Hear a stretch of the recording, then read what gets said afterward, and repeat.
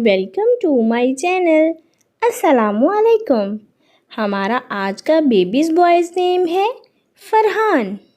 फ़रहान के इंग्लिश में स्पेल्स हैं FARHAN, फ़रहान। इस नेम का मज़हब है इस्लाम और इस नेम का जिन्स है लड़का। ये एक इस्लामिक नेम है और लड़कों के लिए रखा जाता है ये नाम फ़रहान। इस नेम के मायने हैं सरूर, खुशी, फ़रहान।